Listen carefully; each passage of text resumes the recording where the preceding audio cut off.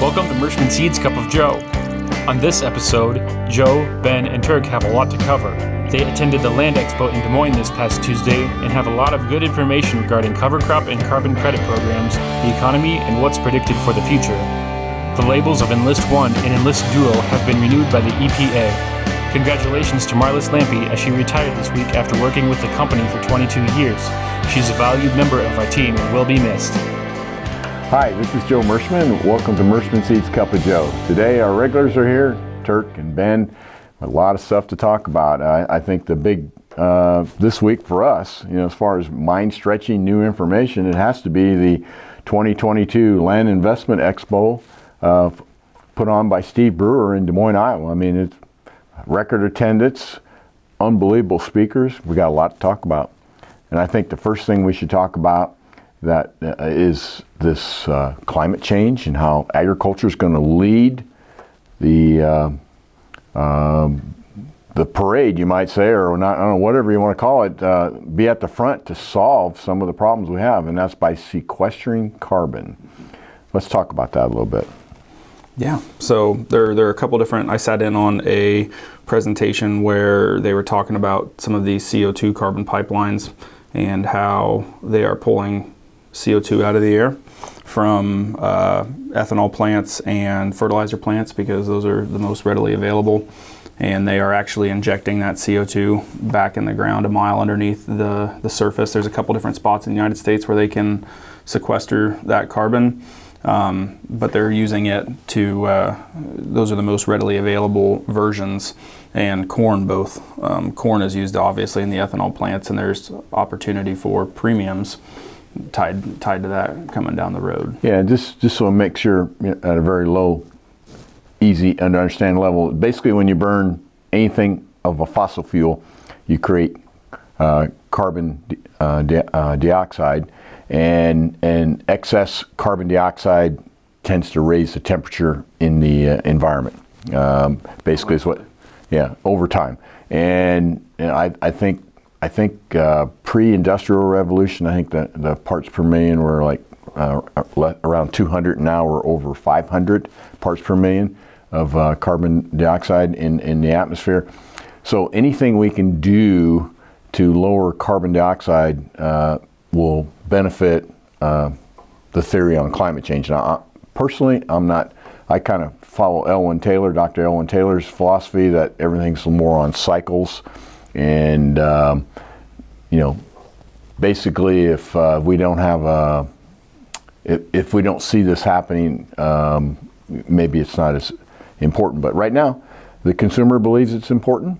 Over 50% of the population thinks climate change is our number one concern right now. And so you have to produce for the consumer. A bunch of the Fortune 500 companies have committed to a zero carbon footprint. So in other words, what they're going to do is they're going to take a look at their business and see how much carbon or fossil fuels they use to run their business. And then they're going to go to farmers who could potentially plant cover crops, no-till. And again, a plant takes in carbon dioxide and puts out oxygen. So if they plant more plants, and particularly with cover crops, it would help the water run off into streams, and then also pull carbon dioxide out of the air and put it into the ground. They're going to get paid, right? And that's kind of the basis of all this discussion. And agriculture has the best opportunity to sequester carbon more, besides the pipeline and pushing it in the ground and stuff like that. Right, yeah. So what you're talking about is they're trying to raise the organic matter level in the soil, because that is a measurable number that these companies can push back to you. So when you're working with no-till, when you're working with strip-till, when you are trying to measure those things, companies like Indigo is probably the most popular one out there, that are trying to get guys tied into a 10-year commitment, and they are going to be paying those growers off of it's a scored method on how much your organic matter levels increase, and they're going to be measuring the amount of carbon increases based off your organic matter level increases and the different practices that you're doing. So the longer you keep that ground covered, the less that you turn it over and allow the microbes to decompose that organic matter, And what happens when the microbes decompose that organic matter? They release CO2, and that CO2 is going back off up into the air. So anything to do to increase organic matter is what these companies are pushing for, to increase carbon sequestration. Yeah, and there's going to be money on the table. They're saying, what, $150 a ton is what a ton of carbon is worth. Now, keep in mind that there's going to be, as time develops, there are going to be organizations that will contract with the farmer to do certain practices and then pay them, incentivize them, and verifiable, and then they'll get paid, and obviously they're going to take a cut, and then they'll sell them to the Fortune 500 companies, which Fortune 500 companies want to deal with a company that's, ironclad, verify that this isn't, smoke and mirrors, it's the real deal. So the farm bill is going to, this year's, we're up to have a new farm bill, and I think that we're going to see carbon program in the farm bill where farmers get paid through the NRCS office to do certain functions. Right now we have some programs out there to plant cover crops and do no-till and do those things. But I think the new farm bill is going to kind of change the whole dynamics of how we look at this and how we incentivize farmers to do things that the American public wants them to do with these carbon credits. And they're talking, maybe $40 to $50 an acre potential is what it's going to take for farmers to do these practices. So that's kind of the number that they're probably going to try and target somehow. Obviously, it probably won't start out that much, but I think there's going to be a credit program, and you'll get credits for doing certain things, and the more credits you get, the more money payments you'll get from the government. And I think that's where we're looking at in the next farm bill. And so the key is, don't get tied into a long-term carbon credit program and miss out on the opportunities that could be there, because it's like you said earlier, we were talking supply and demand. It's all about supply and demand. These companies have pledged already to be carbon neutral, and so they have to buy these credits from somebody, and the price of credits is probably going to continue to go up. Yeah, I would agree. I mean, it's, what is it, maybe $10 to $25 now, and farmers need, you could say that $40, $50 range before they'll really want to make these changes. So supply and demand will take over, but it's going to create another opportunity for farmers to create revenue off their farms. The other thing that's going to come into play is, will they reclassify winter wheat, as a cover crop and allow that to count? And then that brings us into this regenerative diesel, which, we talked about that a few shows ago up at Shell Rock, Iowa, where they're able to take soybeans now and crush them and make the same molecular consistency as diesel fuel and jet fuel. And I could never understand how they do that, and then until it kind of struck me, well, nature did it over millions of years with oil, right? Deep in the soil. Well, they just invented a plant to speed the process up. So it's going to put that pressure and create that same thing that nature did over millions of years, and all of a sudden we've got diesel and we've got jet fuel. And what'd they say? How many acres potentially that if... Let's put it like this. There isn't enough soybeans in the U.S. to meet to replace diesel completely. So it's unlimited. It's whatever we can get out of there is going to be a benefit to the farmer, and there's going to be a demand for it. Yeah, I'm saying U.S. acres would have to go to somewhere in 130 to 140 million acres, and we're at what, 90, roughly around 90 right now, right. plus or minus a little bit. I mean, that's a huge increase in soybean acres. Where's those acres going to come from? I mean, where are they going to come from? Are they going to bring the CRP out, the best ground in CRP, and we're going to need that to grow fuel, this regenerative diesel. As we have a customer of ours that is doing wheat, soybeans every year. Wouldn't that be nice if that wheat could count as a way to sequester carbon? Right now, the cover crops can't be harvested to count to get the payments.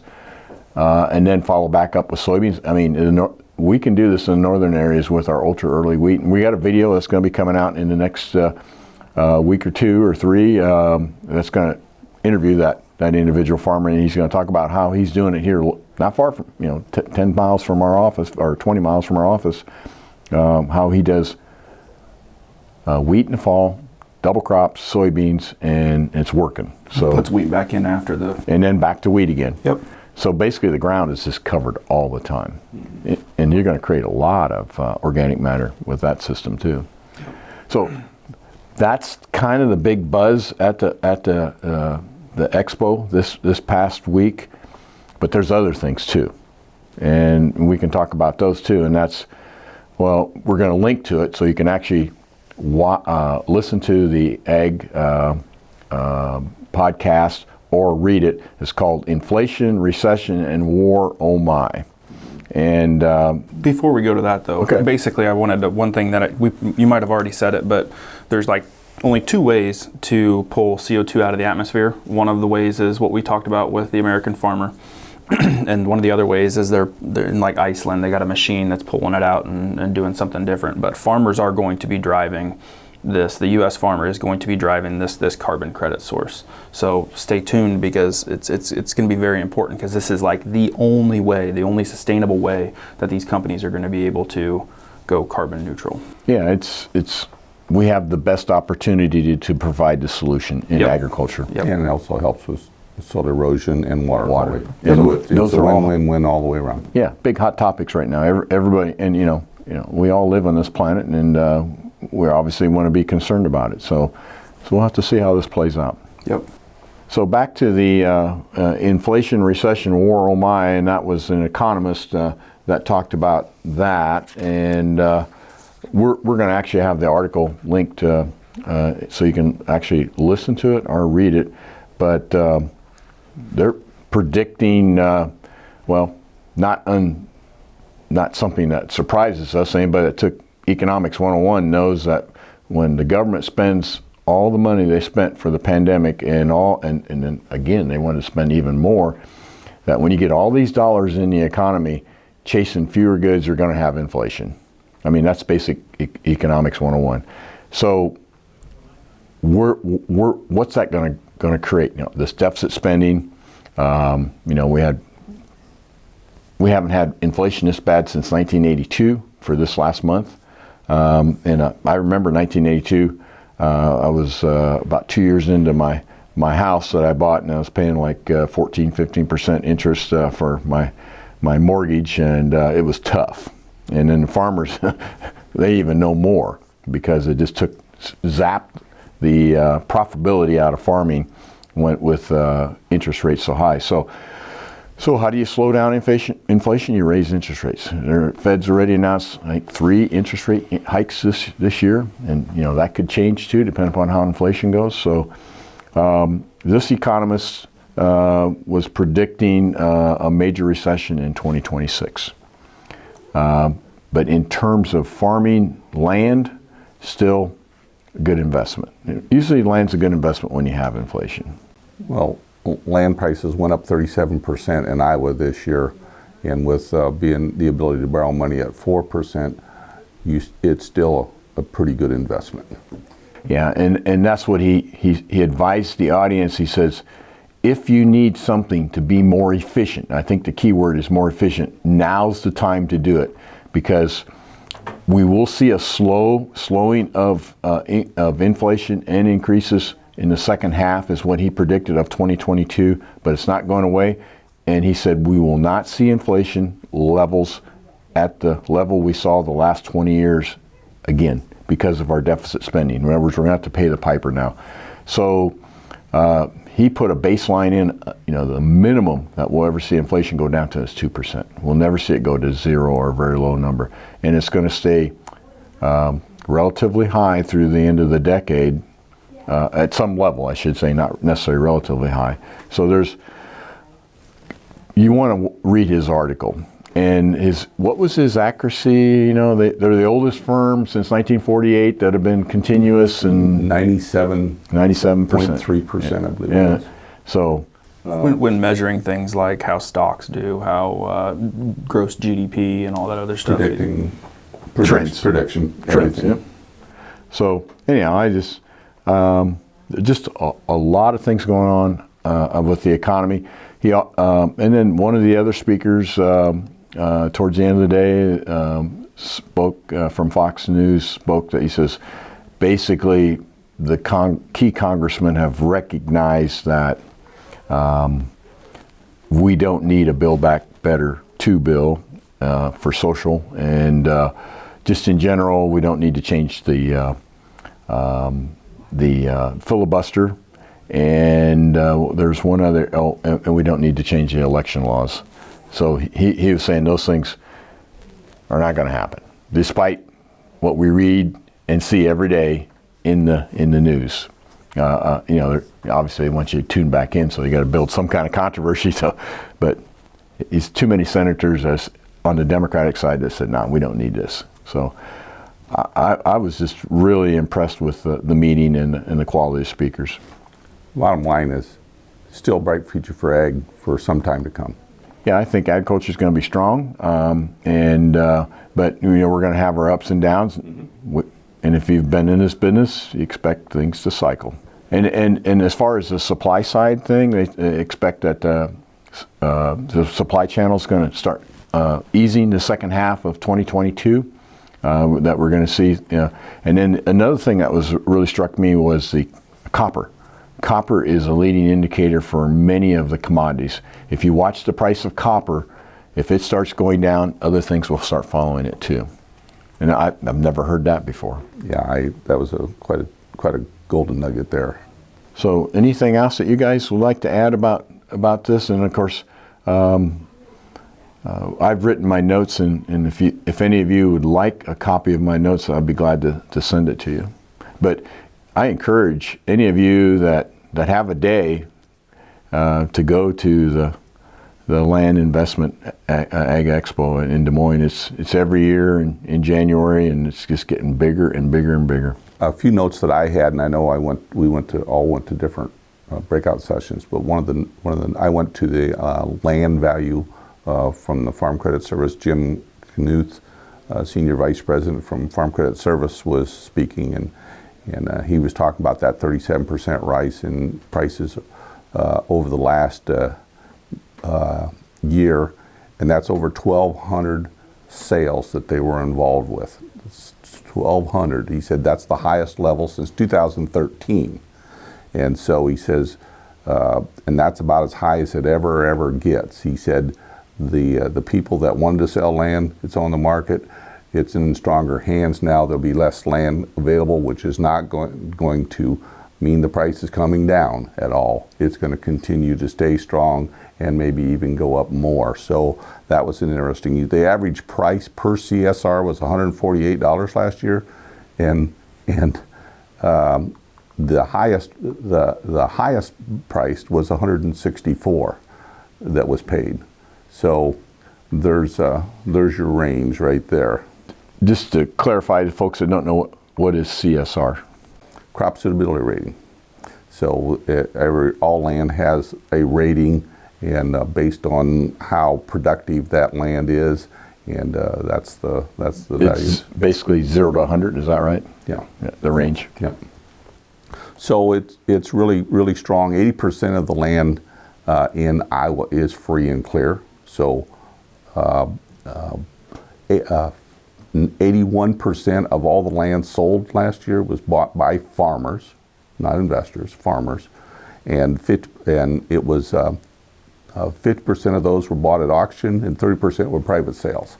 So it was it's in really strong hands, and there's a lot of farmers have a lot of cash out there, and he said we had the average collateral was 50%. This year, what contributed to increase in land prices, number one, is the government payments because of COVID and some of the incentives that were out there. Commodity prices are up strong. Yep. Profitability for farmers this past year was very good. But there was a lot of extra cash in the system. And, trade. Yep. And it was the trade war program too. Yep. So, yes. And so, we're not necessarily going to see that in the coming, and that's going to slow down the increase in land prices, particularly, they said, starting in the second half of 2022. Yeah. There's still going to be growth. It's just not going to be 37%. Right. It's just going to come back more to normal. But in general, they did not classify 2021 as a bubble. In other words, an anomaly, or something that's never going to happen again. They just said it's still based on the upward trend of land. It's still it's still on trend line. So even though you think all the things that matched up to increase land price doesn't necessarily mean that it was, that the bottom's going to drop out or anything like that. And the good news is markets, I believe, are going to stay strong, and pretty much everybody in ag still believes that, which is probably a danger sign all by itself. I don't know, but markets are going to stay strong. We still have profitable market prices, and which brings me to another point. You got a lot of money in that bin out there. Be out there checking it and making sure it's staying in shape. It's not getting crusted. And we talked a while back about it's a good idea to maybe core some bins and take them out. And yeah, you might take a little bit of a margin hit if you can, or a basis hit if you need to. But make sure that stuff stays in good condition, and don't freeze it. Get it down to 30 degrees or 35 degrees, but don't freeze it. Mm-hmm. So. Ben, I know you locked yourself in the back room and been working on seed production acres. How we're going to position ourselves for next year. But the class of 2023 is what you're working on. I know we're just into 2022, and Ben's working on class of 2023 and the class of 2024, right? Yep. And I know when you come out of that room, you just got all these big smiles on your face. I'm just thinking, you're having a lot of fun, aren't you? Yep. Our class of 2023, I think we kind of mentioned it in a previous episode, but our class of 2023 is going to be better than anything we've had before. Some of the products that are replacing older products are just absolutely phenomenal. We're seeing 104, 105, 106% win ratios. So, like I said, we've had some stuff in the early group 2s. We got some stuff in the mid group 3s and the late group 3s. We got some stuff coming in the mid and late group 4s that are going to be in the lineup. So, it's exciting times. Yeah, when it comes to soybeans, the MS Technologies research program is really churning out a lot of good material. And, we've been working on it a long time already. And our trait is very easy to work with, since it's all one gene as opposed to breeding stacks and whatnot. So that's all pretty exciting. Yep. So that brings us to the next thing that was this week. That was a hot topic too. Was the re-registration of Enlist 1 and Enlist Dual, which is the herbicide that's used on Enlist E3. Now tell us a little bit about that. Enlist has been re-registered for another 7 years.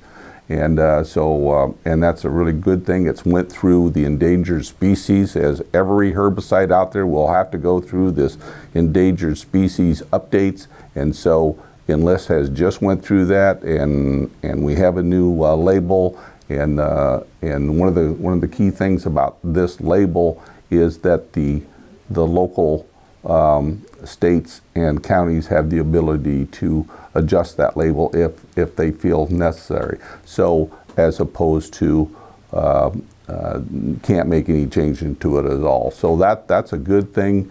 And there's some issues out there in some areas, but everybody feels very strongly that we'll be able to work through those, and everybody will be very happy with the end. But the good news is new registration for the next 7 years for Enlist herbicides. So this standard operating procedure now, every herbicide has a sunset on that label and has to go through the current regulations for a new label.